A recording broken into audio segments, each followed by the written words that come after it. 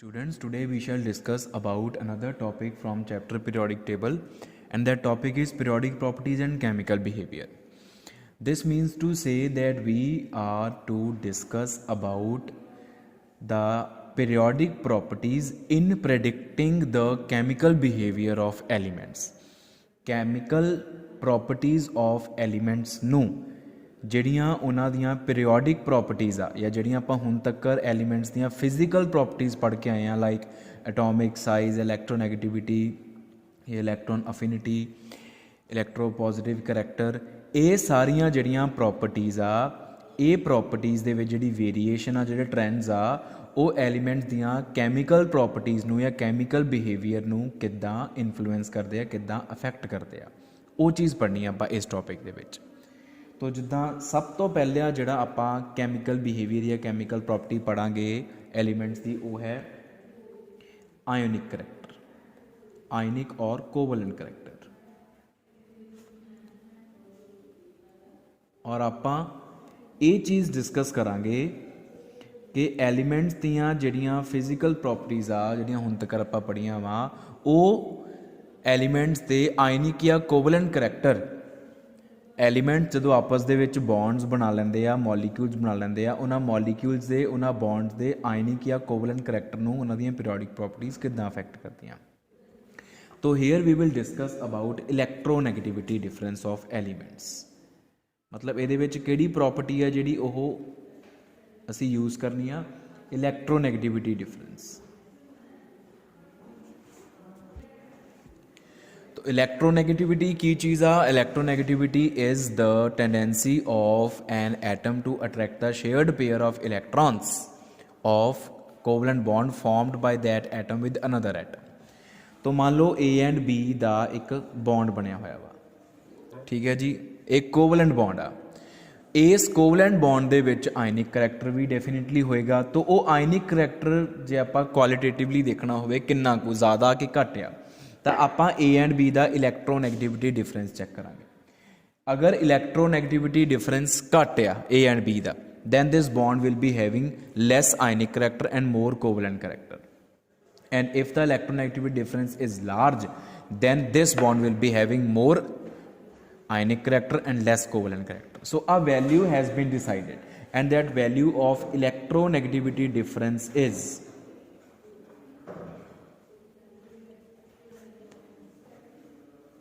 1.7। अगर electronegativity difference of two bonded atoms is 1.7, then the bond is 50% covalent and 50% ionic. If electronegativity difference is more than 1.7, then bond is more ionic, and if the electronegativity difference is less than 1.7, it is more covalent or less ionic। एक quantitative मैजरमेंट होगी आयनिक और covalent character की। जे ਆਪਾਂ वैसे comparison करना होवे दा for example we have HF, HCl, HBr and HI। अपने कोल आ चार molecules, each hydrogen is same, H positive is same, X negative halide ion change हो रहा। तो F negative, Cl negative, Br negative, I negative, इन्हां सब दे विचों F नेगेटिव सब तो छोटा ते I नेगेटिव सब तो वड्डा, या फ्लोरीन सब तो छोटा, आयोडीन सब तो वड्डा, अगर आप हैलाइड नेगेटिव चार्ज ना भी कंसीडर करिए। तो क्योंकि फ्लोरीन और आयोडीन इक्को ग्रुप के मैंबरस आ, इस तरीके नाल ये सारे हैलोजन आ, and down the group size increase करता तो इलैक्ट्रोनैगेटिविटी डिक्रीज करती है, the electronegativity decreases.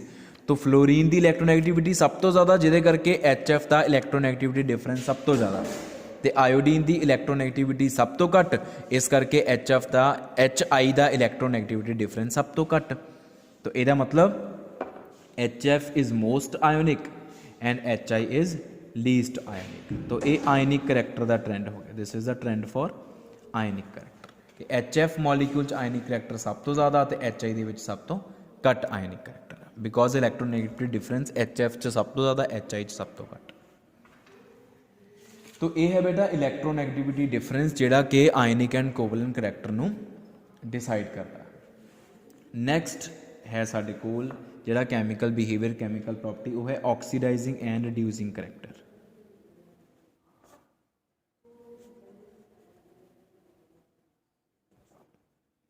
Of the elements.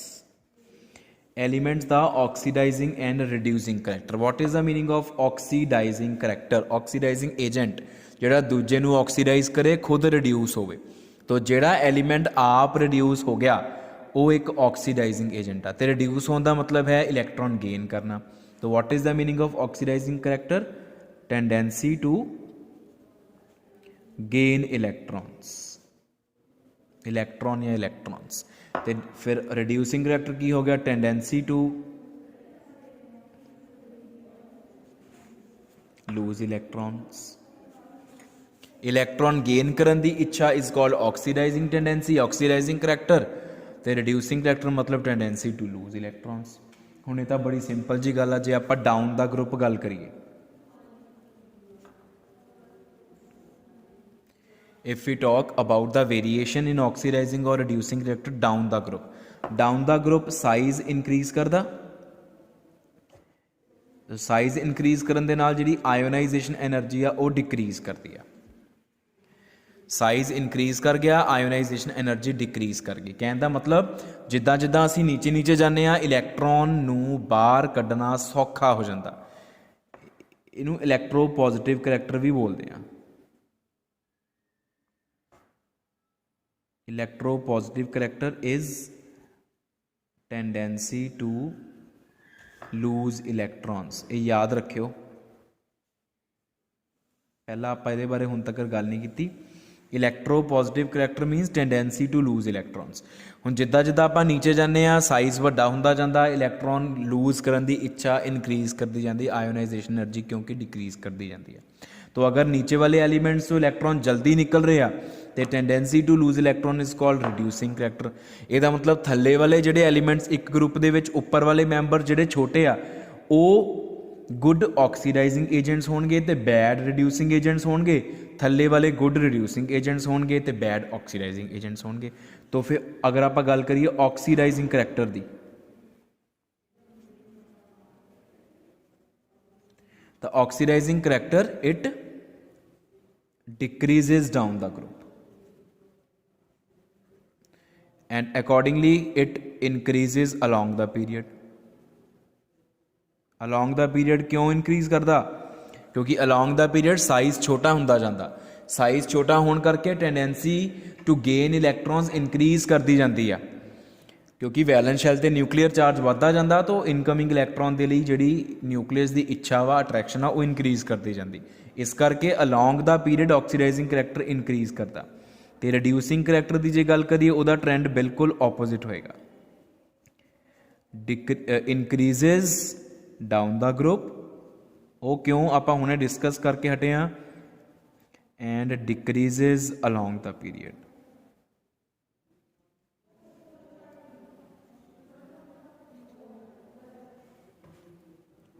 ठीक है जी।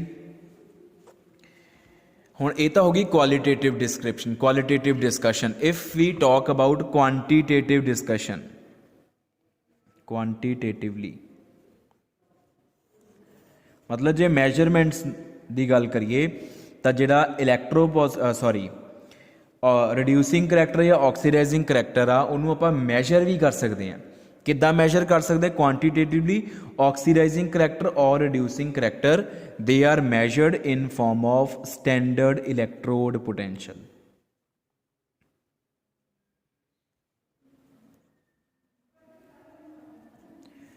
Quantitatively, the oxidizing and reducing characters are measured in form of standard electrode potential. Standard electrode potential की आ?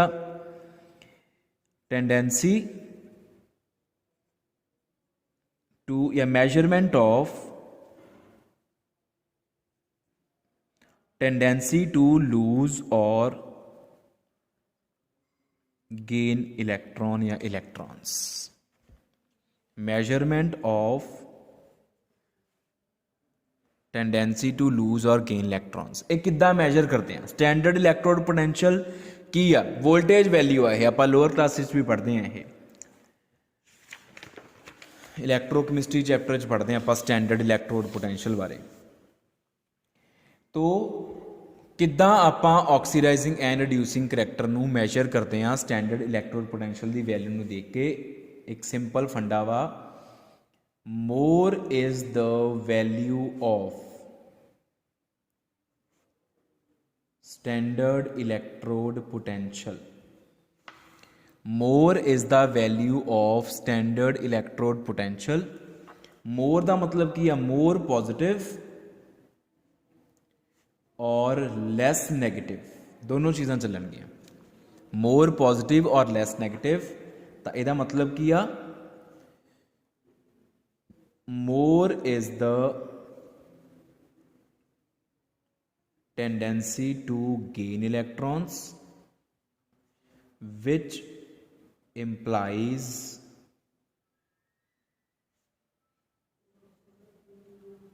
better tendency to gain electron oxidizing character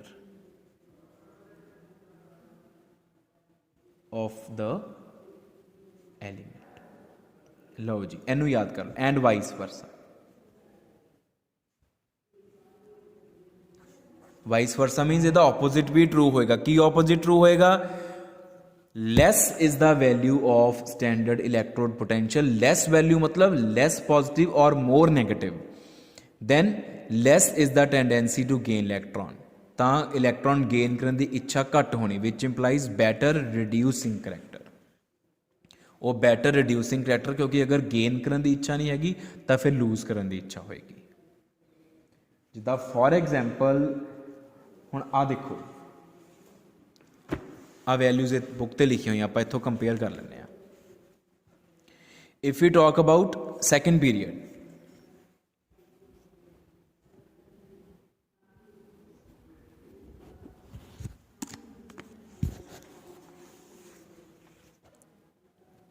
see this is the first member of second period, lithium। lithium the electrode potential ਹੈ -3.04 and ਜਿੱਦਾਂ ਜਿੱਦਾਂ ਆਪਾਂ ਅੱਗੇ ਅੱਗੇ ਜਾ ਰਹੇ ਉੱਦਾਂ ਦਾ ਉਹ ਐਂਡ ਤੇ ਫਲੋਰੀਨ ਆ ਗਿਆ, ਉਹਦਾ ਹੈ +2.85 ਇਲੈਕਟ੍ਰੋਡ ਪੋਟੈਂਸ਼ੀਅਲ ਦੀ ਵੈਲਿਊ। ਤੇ ਇਲੈਕਟ੍ਰੋਡ ਪੋਟੈਂਸ਼ੀਅਲ ਦੀ ਵੈਲਿਊ ਫਲੋਰੀਨ ਦੇ ਲਈ is more positive, highly positive, ਤੇ ਲੀਥੀਅਮ ਦੇ ਲਈ ਇਟ ਇਜ਼ ਹਾਈਲੀ ਨੈਗੇਟਿਵ, ਉਹ ਬਹੁਤ ਜ਼ਿਆਦਾ ਨੈਗੇਟਿਵ ਵੈਲਿਊ ਆ। ਤੇ ਆਪਾਂ ਹੁਣੇ ਕੀ ਪੜ੍ਹ ਕੇ ਆਏ ਆ, ਮੋਰ ਪੋਜ਼ਿਟਿਵ और लैस नैगेटिव का मतलब है बैटर ऑक्सीडाइजिंग करैक्टर। हुण मोर पॉजिटिव किहदी आ, फ्लोरीन दे लई। फ्लोरीन की बहुत ज़्यादा पॉजिटिव वैल्यू, इसका मतलब fluorine is a better oxidising agent. तो लीथीअम की की आ, मोर नैगेटिव। वाइस वर्सा का मतलब मोर नैगेटिव और lace positive, batter reducing character. इसका मतलब लीथीअम इज़ बैटर रिड्यूसिंग एजेंट। तो अगर तुसी सैकेंड पीरीयड की गल करो तो वो कहोगे कि lithium is the best reducing agent and fluorine is the best oxidizing agent in second period. Second period की जे आप गल करिए, ठीक है। तो ये स्टैंडर्ड इलैक्ट्रोड पोटैंशियल की गल आ। हुण इहदे च लिखना किद्दां हुंदा स्टैंडर्ड इलैक्ट्रोड पोटैंशियल नूं, ये चीज़ बस लास्ट हैगी दस्सण वाली। E मीनस इलैक्ट्रोड पोटैंशियल या E means actually potential. Standard किद्दां बनाईदा इहनूं उपर नॉट पा के, ये हो गया स्टैंडर्ड पोटैंशियल, ठीक है। तो पैरां दे विच की आ, हमेशा रिडक्शन शो करनी है। What is reduction? Gain of electrons. M positive giving M, आ चीज़ होगी M positive plus electron giving M। Electron gain दिखाना होंदा आपां, ठीक है। ये इदां भी हो सकता वा। और E0 M giving M negative, ये भी गेन ऑफ इलैक्ट्रॉन्स ही है। M उन्होंने आपां इलैक्ट्रॉन दिता, वो M नैगेटिव बन गया, इट इज़ ऑल्सो रिडक्शन। तो इदां लिखी दा हमेशा इलैक्ट्रोड पोटैंशियल। E0 के पैरां च हमेशा रिडक्शन शो करनी, ये याद रखियो। तो रिडक्शन की आ, gain of electron. Gain of electron का मतलब की आ, increase in the oxidation number. Oxidation number increase करना होंदा। Oh sorry, decrease in the oxidation state, sorry, decrease in the oxidation state is reduction. Positive value घटानी होंदी, negative value ਵਧਾਣੀ ਹੁੰਦੀ ਆ ऑक्सीडेशन स्टेट की। नैक्सट प्रॉपर्टी जिहड़ी आपां डिस्कस करांगे वो है साडे कोल एसिडिक और बेसिक करैक्टर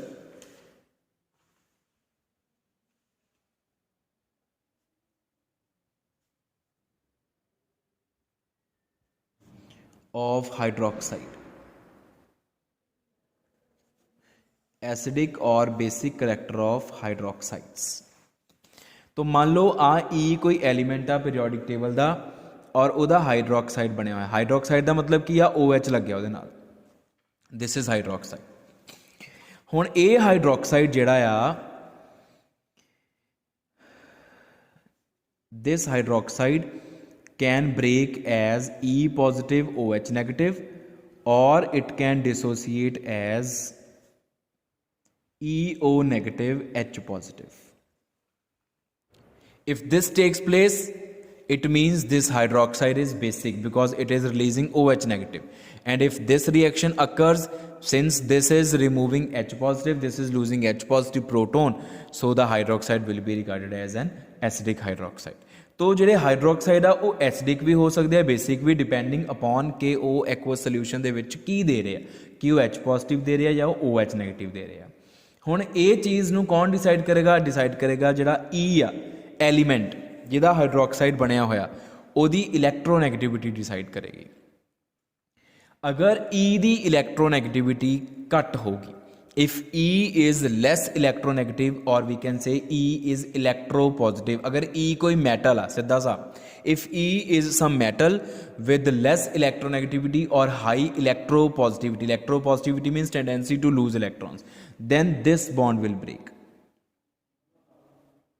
आ वाला बॉन्ड टूटेगा और दोनों electrons, both the electrons will be taken up by oxygen, क्योंकि E ने इलैक्ट्रॉन देने हैं ना। आ बॉन्ड पोलर हो चुका, वो सारे इलैक्ट्रॉन लै गया। जो पोलर बॉन्ड हमेशा वीक हो जाते हैं, तो ये दोनों इलैक्ट्रॉन O लै गया तो OH नैगेटिव बाहर चला गया। तो in such case the hydroxide will be basic. This is basic hydroxide. और ये कदों हुंदा जदों E दी इलैक्ट्रोनैगेटिविटी घट होवे, इलैक्ट्रोपॉजिटिविटी ज़्यादा होवे, E एक मैटल होवे। तो जदों इस तो ऑपोजिट E जिहड़ा वा ਉਹ मोर इलैक्ट्रोनैगेटिव होवे, ਉਹਦੀ हाईली इलैक्ट्रोनैगेटिव होवे या लैस इलैक्ट्रोपॉजिटिव होवे, जिद्दां नॉन मैटल्स की जे आपां गल करिए, तो फिर आ वाला बॉन्ड ब्रेक करेगा, क्योंकि E ज़्यादा इलैक्ट्रोनैगेटिव आ, उन्हें O तो इलैक्ट्रॉन खिंचण की कोशिश करनी है। ठीक है, O ने फिर अगों हाइड्रोजन तो खिंच लेने हैं। उपरले केस च E तो खुद इलैक्ट्रॉन दिंदी सी, तो O फिर E तो इलैक्ट्रॉन लैके बाहर निकल जाता सी। पर इस केस दे विच E भी इलैक्ट्रोनैगेटिव आ, वो O नूं इलैक्ट्रॉन खिंचण दिंदी नहीं, फिर वो H तो अपना बॉन्ड तोड़ लैंदा, वो H तो इलैक्ट्रॉन ले लैंदा वा। The bond between O and H is more polar than bond between E and O, जिहदे करके फिर OH बॉन्ड ब्रेक करके EO negative plus H positive. और ये कदों हुंदा जदों E कोई नॉन मैटल होवे। द हुण for example we have NaOH. Since NaOH, in NaOH Na is electropositive metal, तो ਉਹਦੇ ਕਰਕੇ ਆ ਵਾਲਾ बॉन्ड ब्रेक होना। तो ये बेसिक है Na पॉजिटिव OH नेगेटिव। ਸਾਨੂੰ शुरू तो पता NaOH is a base. Reason आप ਹੁਣ पढ़ रहे हैं कि क्यों ਉਹਦੇ ਚੋਂ OH नेगेटिव बाहर निकलती है। तो जे आप गल करिए ClOH, ਹੁਣ ਇਹ क्लोरीन का हाइड्रोक्साइड आ, it dissociates as ClO negative plus H positive। वो क्यों? Because C is highly electronegative, C की इलैक्ट्रोनैगेटिविटी ज़्यादा है, जिदे करके हुण आ उपर वाला केस ClOH इज़ एसिडिक। ठीक है, तो ये एसिडिक और बेसिक करैक्टर ऑफ हाइड्रोक्साइड्स आ, जिहड़ा कि डिसाइड किया जाता वा कि हाइड्रोक्साइड जिहड़े एलीमेंट का है, वो एलीमेंट इलैक्ट्रोनैगेटिव आ, मोर इलैक्ट्रोनैगेटिव आ या लैस इलैक्ट्रोनैगेटिव आ या इलैक्ट्रोपॉजिटिव आ। इलैक्ट्रोपॉजिटिव लैस इलैक्ट्रोनैगेटिव मैटल्स, लैस इलैक्ट्रोपॉजिटिव मोर इलैक्ट्रोनैगेटिव नॉन मैटल्स। ठीक है, हुण जे बेटा आप कंपैरिजन की गल करिए, मान लो आप गल कर रहे हैं थर्ड पीरीयड की।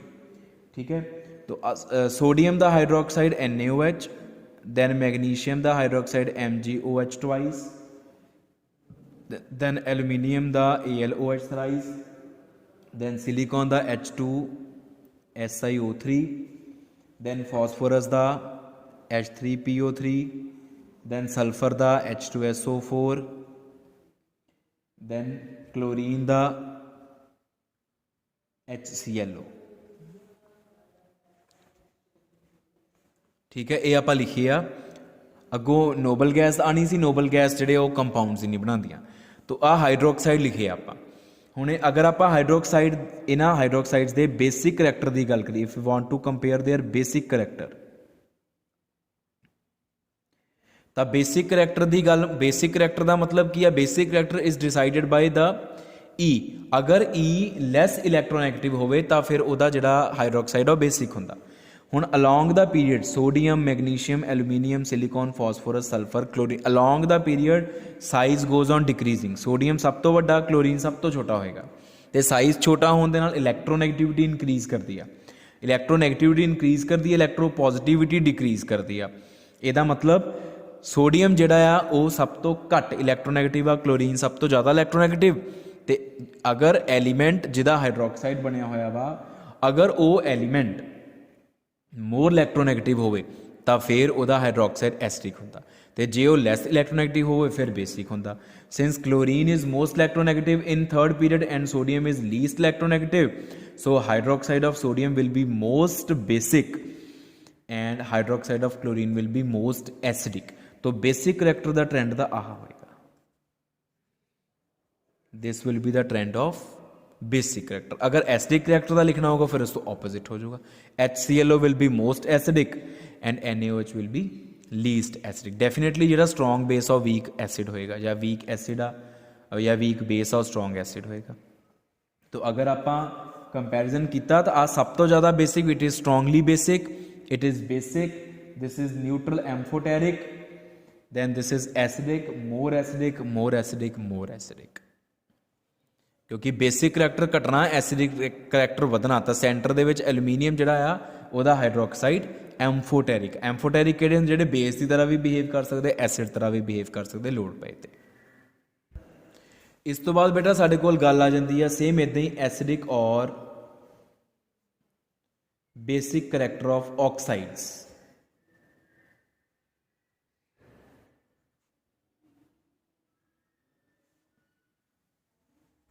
ਆਕਸਾਈਡਸ ਆਫ ਐਲੀਮੈਂਟਸ, ਐਲੀਮੈਂਟਸ ਦੇ ਅਗਰ ਆਪਾਂ ਆਕਸਾਈਡਸ ਦੀ ਗੱਲ ਕਰੀਏ ਤਾਂ ਉਹਨਾਂ ਦੇ ਐਸਿਡਿਕ ਐਂਡ ਬੇਸਿਕ ਕਰੈਕਟਰ ਦੀ ਗੱਲ ਕਰਦੇ ਹਾਂ।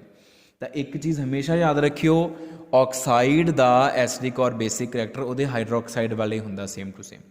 ਕਿਉਂਕਿ ਜਦੋਂ ਵੀ ਆਪਾਂ ਐਸਿਡਿਕ ਔਰ ਬੇਸਿਕ ਕਰੈਕਟਰ ਡਿਸਕਸ ਕਰਨਾ ਹੁੰਦਾ ਆਪਾਂ ਪਹਿਲਾਂ ਉਹਦਾ ਸੋਲਿਊਸ਼ਨ ਤਿਆਰ ਕਰਦੇ ਹਾਂ ਸਬਸਟਾਂਸ ਦਾ, ਠੀਕ ਹੈ। ਔਰ ਜਦੋਂ ਆਪਾਂ ਉਹਦਾ ਸੋਲਿਊਸ਼ਨ ਤਿਆਰ ਕਰਦੇ ਹਾਂ ਐਕੁਅਸ ਮੀਡੀਅਮ ਦੇ ਵਿੱਚ, ਤਾਂ oxide on dissolving in water is converted into hydroxide. ਕੋਈ ਵੀ ਆਕਸਾਈਡ ਹੈ ਨਾ, ਕੋਈ ਵੀ ਆਕਸਾਈਡ ਤੁਸੀਂ ਉਹਨੂੰ ਐਕੁਅਸ ਮੀਡੀਅਮ 'ਚ ਪਾ ਦਿਓ, ਉਹ ਹਾਈਡਰੋਕਸਾਈਡ 'ਚ ਹੀ ਕਨਵਰਟ ਹੋ ਜਾਏਗਾ।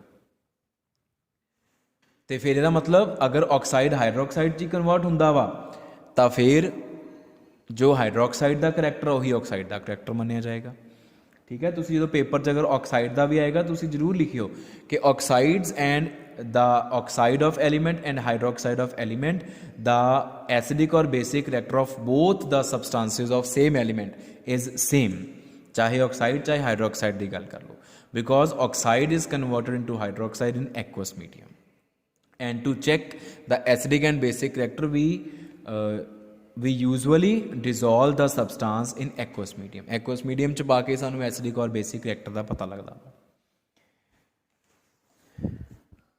तो अगर ਤੁਹਾਨੂੰ एग्जाम 'ਚ ਆਕਸਾਈਡਸ ਦਾ ਬੇਸਿਕ ਕਰੈਕਟਰ ਕੰਪੇਅਰ ਕਰਨ ਨੂੰ ਆ ਗਿਆ, ਡਰਨਾ ਨੀਗਾ।